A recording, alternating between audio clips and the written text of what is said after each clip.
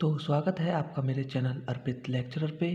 तो मैं आज आपको पास्ट कंटिन्यूअस के एक्टिव वॉइस से पैसिव वॉइस कैसे बनाए जाते हैं उसके बारे में कराऊंगा। तो शुरू करते हैं हम बिना टाइम वेस्ट किए, सीधे अपने चलते हैं रूल पे। जो है हमारा ये मैंने पहले से ही लिखा है, अब मैं आपको बता दे रहा हूँ कैसे होता है। ये हमारा रूल है। तो देखिए, पास्ट कंटिन्यूअस के टेंस को एक्टिव से पैसिव वॉइस में बदलने के लिए सबसे पहले सब्जेक्ट, और सब्जेक्ट क्या होता है पैसिव वॉइस का? सब्जेक्ट पैसिव वॉइस का होता है जो एक्टिव वॉइस हमारा दिया होता है उसका ऑब्जेक्ट। उसको जब हम एक्टिव वॉइस को जब पैसिव वॉइस में बदलेंगे तो जो हमारा एक्टिव वॉइस का ऑब्जेक्ट होगा उसको हम सब्जेक्ट के रूप में कन्वर्ट कर देंगे या बदल देंगे। ठीक है, तो अब देखिए आगे। फिर हेल्पिंग वर्ब तो आपको पता ही होगा पास्ट में कौन सी हेल्पिंग वर्ब आती है, वाज या वर। ठीक है, अब देखिए फिर हम अपनी बीइंग का प्रयोग करते हैं। जैसे ही हमारी हेल्पिंग वर्ब आ जाएगी, जैसे कि वाज आ गया या वर आ गया, एनीथिंग, दोनों में से कुछ भी आ गया, तो उसके बाद तुरंत बीइंग का प्रयोग करेंगे। ठीक है, बीइंग लगा देंगे। फिर उसके बाद हम अपनी क्रिया की थर्ड फॉर्म का प्रयोग करते हैं।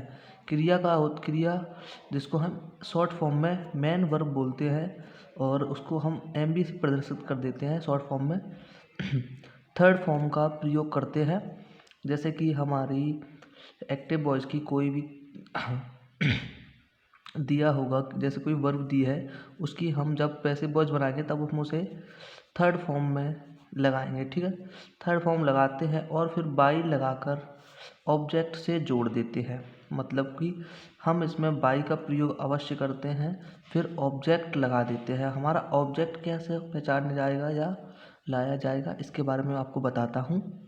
जैसे कि हमारा जो एक्टिव वॉइस होगा उसका जो सब्जेक्ट होगा उसको हम पैसिव वॉइस में बदलते समय सब्जेक्ट एक्टिव वॉइस के सब्जेक्ट को पैसिव वॉइस में बदलते समय पैसिव वॉइस का ऑब्जेक्ट के रूप में ले आएंगे। ठीक है, अब देखिए जो हमारा होगा सबसे आसान तरीका शॉर्ट रूल्स बोलता हूँ मैं इन्हें, या आप शॉर्ट फॉर्मूलाज भी बोल सकते हैं। देखिए कराता हूँ आगे, थोड़ा सा ऊपर खिसका लूँ, उसके बाद ये दिया है। हाँ, और जैसे शॉर्ट रूल कराऊंगा तो मैं उसके साथ आपको एक एग्जांपल भी करा दूंगा। ठीक है, देखिए मतलब एग्जांपल कराने से आपको अच्छे से समझ में आ जाए। शॉर्ट रूल्स का पहला है हमारा अफर्मेटिव सेंटेंस। अफर्मेटिव सेंटेंस का शॉर्ट रूल क्या होता है मैंने नीचे लिखा है, देख लीजिए। जो है हमारा सब्जेक्ट के बारे में अभी ऊपर बताया था, जो एक्टिव वॉइस का ऑब्जेक्ट होगा।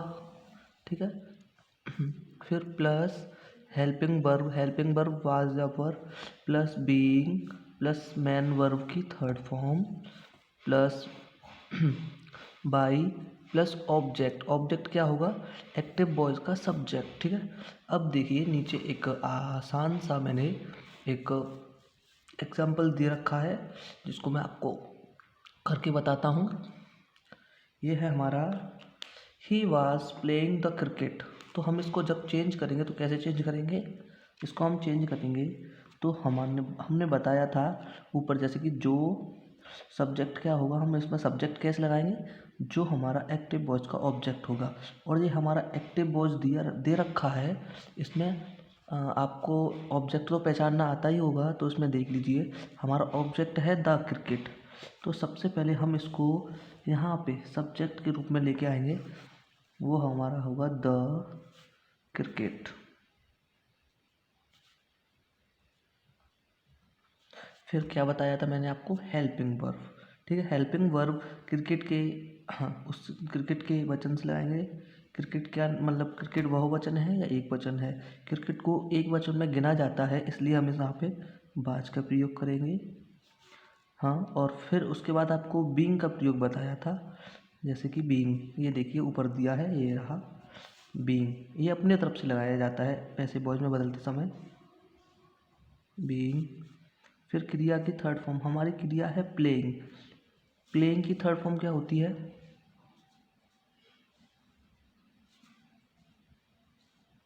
प्लेड। ठीक है। फिर क्या लगाएंगे? बाई, ये दिया है ऊपर बाई, बाई। अब इसमें हम ऑब्जेक्ट क्या लगाएंगे? ऑब्जेक्ट, ऑब्जेक्ट होगा हमारा एक्टिव वॉइस का सब्जेक्ट। इसका जब ऑब्जेक्ट में चेंज किया जाता है तो हिम में चेंज होता है। ठीक है। अगर यहाँ पे सी होता तो हर में चेंज होता। ठीक है। अब हमारा ही दे रखा है तो हम इसको ही के अनुसार चेंज करेंगे, हिम। चलिए आगे बढ़ते हैं हम अपने नेक्स्ट टूल पर, जो हो हमारा होगा नेगेटिव सेंटेंस के एक्टिव से पैसिव वॉइस कैसे बनाए। ठीक है। तो देखिए जो मैंने नीचे दिया है इसको आप गौर से देखिए और अच्छे से समझिए तो आप कर सकते हैं। तो दे रखा है मैंने, हाँ यहाँ पे एक स्ट्रक्चर सा भी बना दिया है आपके लिए थोड़ा थोड़ा। जैसे कि हम अपने सब्जेक्ट, सबसे पहले सब्जेक्ट लगाएंगे तो सब्जेक्ट क्या होगा? एक्टिव वॉइस का ऑब्जेक्ट। जब हम उसको पैसिव वॉइस में चेंज करेंगे तो हम उसे सब्जेक्ट के रूप में ले आएंगे। फिर उसके बाद हम अपनी हेल्पिंग वर्ब जो ऊपर लिख दिया है मैंने, वाज या वर, और आपको पहले भी बता दिया है। हाँ, इसमें एक चेंज और होता है जो होता है हमारा नॉट। ये नॉट का और प्लस कर दिया जाता है इसमें, और हमारा सेम रूल वही रहता है जो मैंने अभी आपको अफर्मेटिव में बताया था। जैसे कि बीइंग प्लस एम बी की थर्ड फॉर्म, जो हमारी एम बी होती है वो होती है क्रिया, क्रिया की थर्ड फॉर्म लगाएंगे। उसके बाद हम अपनी बाई का प्रयोग करेंगे। फिर उसके बाद ऑब्जेक्ट लगाएंगे। ठीक है। ऑब्जेक्ट हमारा क्या होगा? जब हम नेगेटिव सेंटेंस को एक्टिव से पैसिव में चेंज करते हैं तो उसके ऑब्जेक्ट को कैसे लगाते हैं? एक्टिव वॉइस का जो हमारा सब्जेक्ट होता है उसको हम ऑब्जेक्ट के रूप में ले आते हैं जब पैसिव वॉइस बनाते हैं तब। ठीक है। अब देखिए इसका एक एग्जांपल दिया है मैंने नीचे, जो है हमारा he was not opening the window.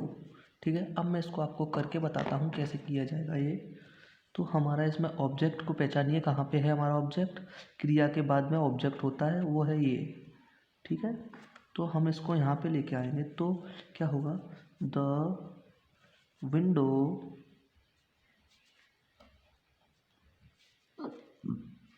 Plus क्या होता है हमारा?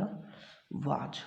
विंडो एक वचन है, यहाँ पे विंडो एक विंडो की बात की गई है तो वाज लगाएंगे। फिर यहाँ पे हम अपना नॉट का प्रयोग करेंगे जो रूल में बताया था, यहाँ पे देखिए ये, तो नॉट। फिर उसके बाद बीइंग का प्रयोग करेंगे। ठीक है। उसके बाद हम अपनी क्रिया की थर्ड फॉर्म लगाएंगे। ओपन की थर्ड फॉर्म होती है ओपन्ड। ठीक है। उसके बाद हम अपनी थर्ड फॉर्म लगा दी। इसके बाद हम अपनी बाई का प्रयोग करेंगे, बी वाई। फिर लास्ट में हमारा ऑब्जेक्ट रह जाता है जो हमारा एक्टिव वॉइस का सब्जेक्ट होता है, हम उसी को अपने ऑब्जेक्ट के रूप में ले आते हैं। तो यहाँ पे ही का ऑब्जेक्ट होता है हिम।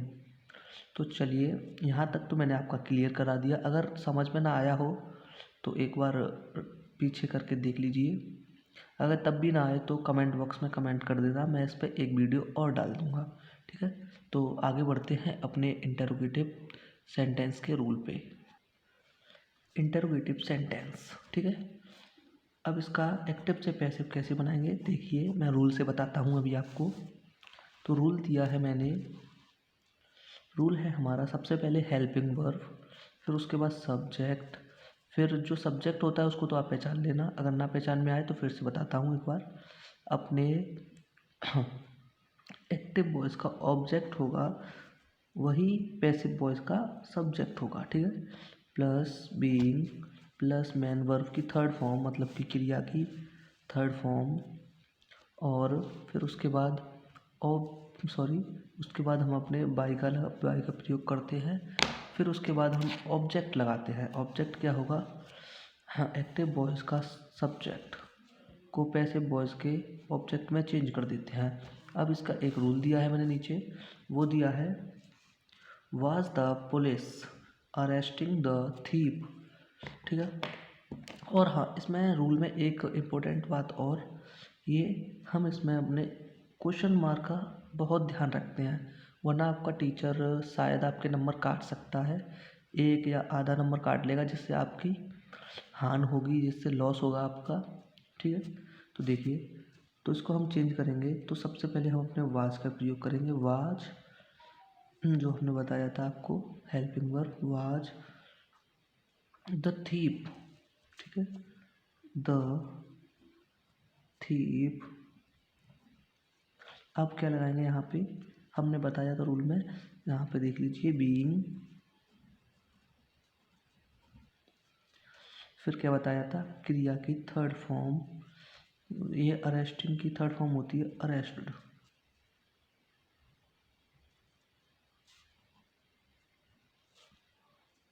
ठीक है, बाई, ये देखिए, बाई द पुलिस,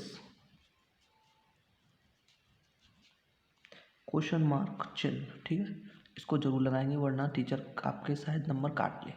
तो देखिए, अब इसका ये हमारा लास्ट और चौथा रूल है, फोर्थ जिसको बोलेंगे डबल इंटरोगेटिव, जिसमें हमारे क्वेश्चन वर्ड्स आते हैं। तो इसका रूल देखिए, दिया है मैंने, जैसे कि दे रखा है रूल, क्वेश्चन वर्ड तो आपको सब पता ही होगा क्या होता है, जो होते हैं हमारे वाई, हु, हाउ, वेयर। ठीक है, और भी होते हैं, ETC लगा देता हूँ। ठीक है, अब आप पहचान लीजिए हमारे क्वेश्चन वर्ड कौन कौन से होते हैं।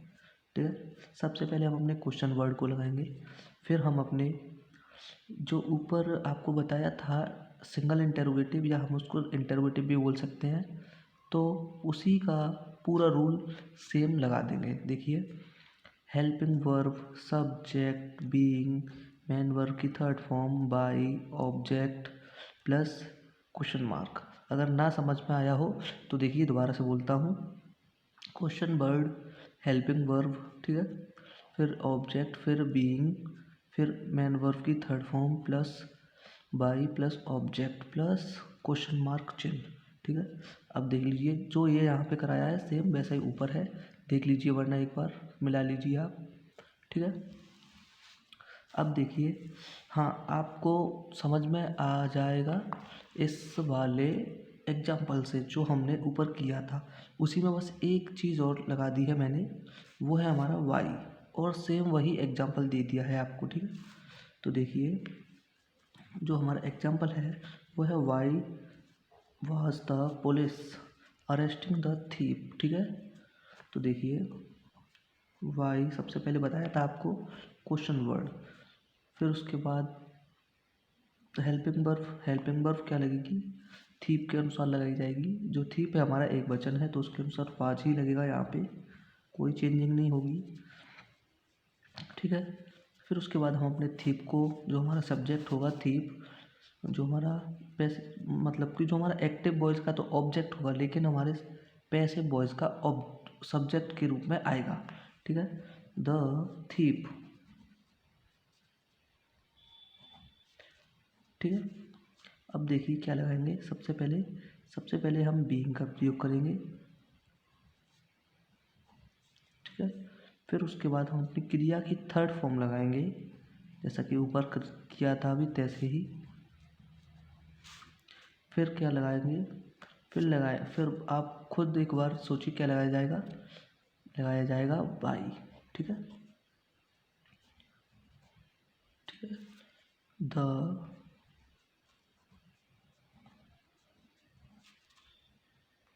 ठीक है, तो आज की वीडियो सिर्फ यहीं तक है।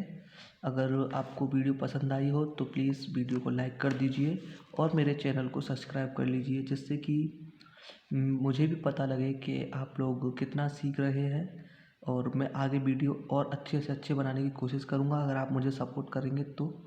ठीक है, और हाँ, मैं अगली वीडियो तो लेके आऊँगा पास्ट के परफेक्ट टेंस के एक्टिव से पैसिव वॉइस कैसे बनाए जाएं। ठीक है, और हाँ, और मैं इस बार के 10th क्लास के बोर्ड एग्ज़ाम आने वाले हैं, तो बोर्ड से जो रिलेटेड सवाल होते हैं, या इंग्लिश के हों या हिंदी के हों या मैथ के भी क्वेश्चन होते हैं, तो जो मेन क्वेश्चन होते हैं उनके ऊपर भी आपको वीडियो, ज़्यादा से ज़्यादा सवाल पूछे जाते हैं उसके ऊपर भी आपको वीडियो प्रोवाइड करूँगा, जिससे कि आप अपने बोर्ड के एग्ज़ाम अच्छे से दे सकें। तो प्लीज़ चैनल को सब्सक्राइब कर लीजिए, जिससे आपको भी फ़ायदा होगा। Thank you for watching my video. तो आज की सिर्फ वीडियो यहीं तक है। ठीक है, बाय।